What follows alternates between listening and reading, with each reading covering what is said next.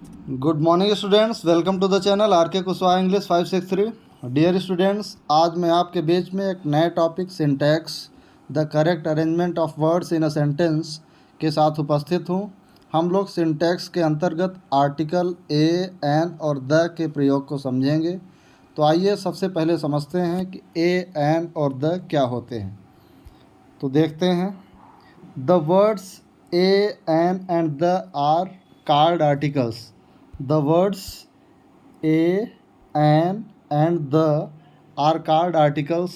जो शब्द a, an और the हैं इनको आर्टिकल्स कहा जाता है। और ये दो प्रकार के होते हैं, indefinite article, definite article. Indefinite article में a और an आते हैं और डेफिनिट आर्टिकल में द आता है। अब होते क्या हैं डेफिनिट और इनडेफिनिट आर्टिकल, क्या होते हैं इनको देखते हैं हम।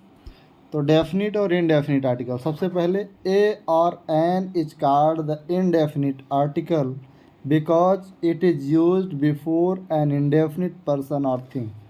ए या एन का प्रयोग इनडेफिनिट आर्टिकल के रूप में होता है या इनडेफिनिट आर्टिकल ए या एन को कहा जाता है।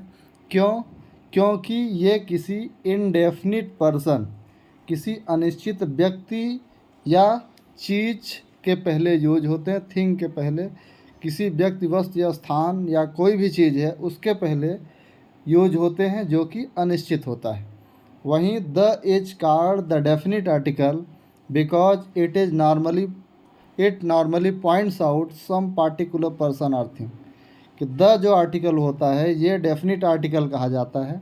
डेफिनिट इसलिए because it normally points out, क्योंकि ये पॉइंट आउट करता है, दर्शाता है सम पार्टिकुलर पर्सन और थिंग, किसी विशेष व्यक्ति या वस्तु या स्थान को ये दर्शाता है, इसलिए ये डेफिनिट आर्टिकल कहा जाता है द। और ए या एन इनडेफिनिट आर्टिकल कहे जाते हैं। तो आइए देखते हैं एग्जाम्पल्स के माध्यम से कैसे ये डेफिनिट है और कैसे इनडेफिनिट।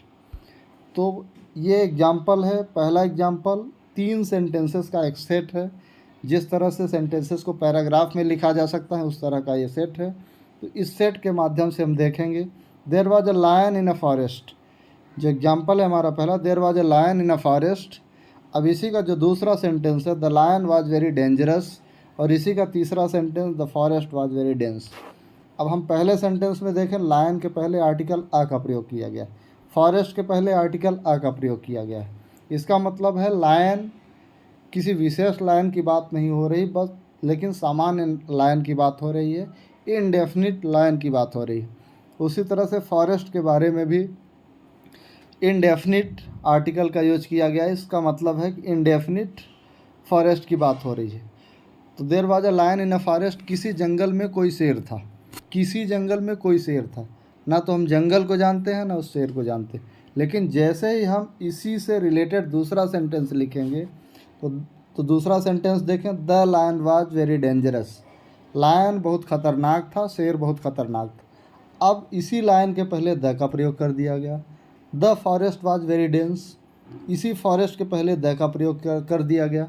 इसका मतलब ये हुआ कि यदि हम कोई एक पैराग्राफ लिख रहे हैं और किसी चीज़ को मेंशन किए हैं, किसी नाउन को हमने मेंशन पहले कर दिया और दोबारा यदि उसका मेंशन करेंगे तो वो डेफिनिट आर्टिकल लेगा। सबसे पहले वो इनडेफिनिट होगा, लेकिन जैसे ही दोबारा हम यूज करेंगे तो वो डेफिनिट हो जाएगा। यही दूसरा एग्जांपल देखिए, दूसरा set of example, I met a doctor, मैं एक डॉक्टर से मिला। अब ये अ डॉक्टर जो आया हुआ है किसी एक डॉक्टर की बात कर रहा है, किसी भी डॉक्टर की बात कर रहा है। ही सॉ द डॉक्टर, अब ही सॉ द डॉक्टर, इसका मतलब ये समझ में आ रहा है उसने डॉक्टर को देखा, उस डॉक्टर को देखा जिसको वह जानता है, या किसी विशेष डॉक्टर की बात की जा रही। जब आर्टिकल द का प्रयोग किया जाएगा तो वो विशेष हो जाएगा, आर्टिकल अ का प्रयोग किया जाएगा या एन का प्रयोग किया जाएगा तो वो नॉर्मल रहेगा या फिर इनडेफिनिट रहेगा। अब आगे सेंटेंसेस देखते हैं। I have a book, the book you want is out of print, दो सेंटेंस का एक सेट है। आई हैव अ बुक, मेरे पास एक बुक है। अब बुक के पहले आर्टिकल ए का प्रयोग किया गया है, तो आर्टिकल ए जैसे ही लगेगा ये चीज़ अनिश्चित हो जाएगी। मेरे पास एक किताब है या मेरे पास कोई किताब है, तो ये वन के अर्थ में या फिर आ के, एनी के अर्थ में आया हुआ है। अब दूसरा सेंटेंस यही बुक के पहले आर्टिकल द का प्रयोग, the book you want is out of print. जिस किताब को तुम चाहते हो वो आउट ऑफ प्रिंट हो चुकी है। इसका मतलब एक पार्टिकुलर बुक की बात हो रही है, विशेष बुक की बात हो रही है, स्पेशल बुक की बात हो रही है। तो स्पेशल के लिए आर्टिकल द का प्रयोग करेंगे, डेफिनिट आर्टिकल का प्रयोग करेंगे, और जो चीज़ इनडेफिनिट होगी उसके लिए इनडेफिनिट आर्टिकल का प्रयोग करेंगे। तीसरा सेट देखते हैं, a boy came to me, एक लड़का मेरे पास आया या कोई लड़का मेरे पास आया। A boy came to me, नहीं जानता मैं उस बच्चे को, लेकिन the boy you see is my brother. अब यहाँ आर्टिकल बॉय के पहले द लग गया, तो द क्या शो कर रहा है, द शो कर रहा है किसी पार्टिकुलर लड़के की। The boy you see is my brother, जिस लड़के को आप देख रहे हैं वह मेरा भाई है। इस प्रकार से आप कई एग्जाम्पल देख रहे हैं कि आर्टिकल ए का प्रयोग इनडेफिनिट सेंस में और आर्टिकल द का प्रयोग डेफिनिट सेंस में किया जा रहा है। अब अगला सेट देखते हैं, अ बेगर केम टू माई डोर, एक भिखारी मेरे दरवाजे पर आया। अ बेगर की बात हो रही है, अ बेगर का मतलब मैं नहीं जानता उसको। The beggar was very hungry, अब फिर से उसी बेगर की बात हो रही है दूसरे सेंटेंस में, तो आर्टिकल द का प्रयोग करेंगे क्योंकि तब वो डेफिनिट हो जाएगा। अगर एक बार हमने मेंशन कर दिया सेंटेंस का और उस व्यक्ति का, पार्टिकुलर व्यक्ति या वस्तु का फिर दोबारा यदि हम मेंशन कर रहे हैं तो वो निश्चित हो जा रहा है और आर्टिकल द का प्रयोग हम कर रहे हैं। अगला देखते हैं, अगला एग्जाम्पल, लास्ट एग्जाम्पल है, आई सा स्टार इन द स्काई, मैंने आकाश में एक स्टार देखा, एक नक्षत्र देखा, एक तारा देखा। अब वो डेफिनिट तारे की बात नहीं हो रही, कोई भी एक तारा देखा। I saw the pole star in the sky, अब एक निश्चित तारे की बात की जा रही है, एक डेफिनिट तारे की बात की जा रही है।